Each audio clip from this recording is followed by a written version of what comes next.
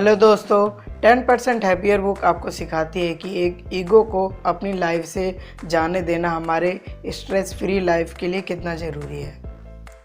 अब मैं आपको 3 लेसन बताऊंगा कि आपका ईगो बहुत समस्याओं का कारण क्यों बनता है और आप अपना कंट्रोल खो देते हो, और मेडिटेशन कैसे हेल्प करेगी इसे दूर करने में।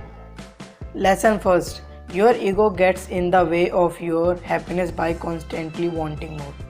मतलब कि जब आप लगातार कुछ ज़्यादा चाहने लग जाते हो तो आपका ईगो आपके रास्ते में आ जाता है। लगातार फ्यूचर और पास्ट के बारे में सोचने के कारण हमारे ईगो को सेटिस्फाई करना बहुत मुश्किल हो जाता है।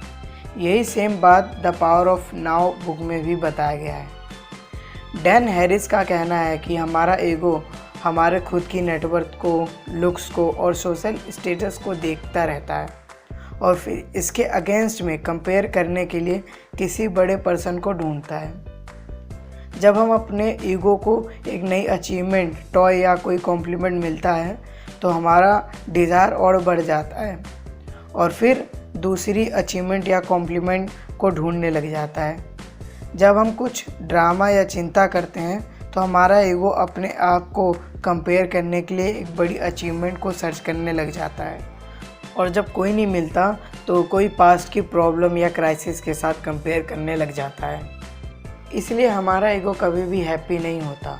ये आप पर डिपेंड करता है कि आप अपने ईगो को अभी कंट्रोल करें, क्योंकि चाहे आप कितनी भी ऊंचाइयों पर पहुंच जाओ, कभी भी ये सेटिस्फाई नहीं होता। Lesson 2, be simple not a simpleton. Why letting go of your ego won't make you a pushover. अब आप सोच रहे होंगे कि अगर हमारा ईगो हमें ज़्यादा से ज़्यादा चीज़ों को अचीव करने के लिए हमें ड्राइव करता है तो हमें इसे क्यों छोड़ें। असल में लोग अक्सर इसे छोड़ देने को एक बुद्धिस्ट एटीट्यूड की तरह देखते हैं। माइंडफुलनेस हमें ज़्यादा क्रिएटिव और ज़्यादा प्रोडक्टिव बनाता है, ना कि एक पुश ओवर। ये रॉन्ग अजम्पशन और बैड थॉट्स को दूर करके आपकी लाइफ को कंपटीशन और फ्यूल की नीड को दूर करता है। एक बार डैन हैरिस ने एक मेडिटेशन रिट्रीट के दौरान अपने आप को नोटों वाले पन्नों पर भरते हुए पाया, क्योंकि उनका दिमाग कम भाग दौड़ करता था और कम फेथलेस था और उनकी क्रिएटिविटी फ्रीली मूव करती थी।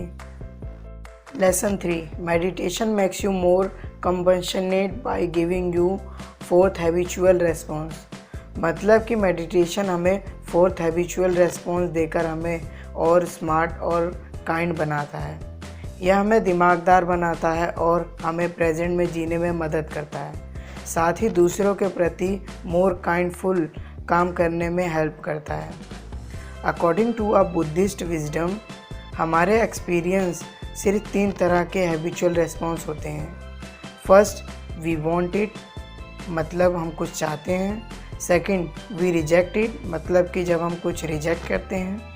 Third, we zone out. लेकिन जब आप मेडिटेशन करने लग जाते हैं तो आप एक 4th ऑप्शन चूज़ कर सकते हैं, ऑब्जर्विंग विदाउट जजिंग।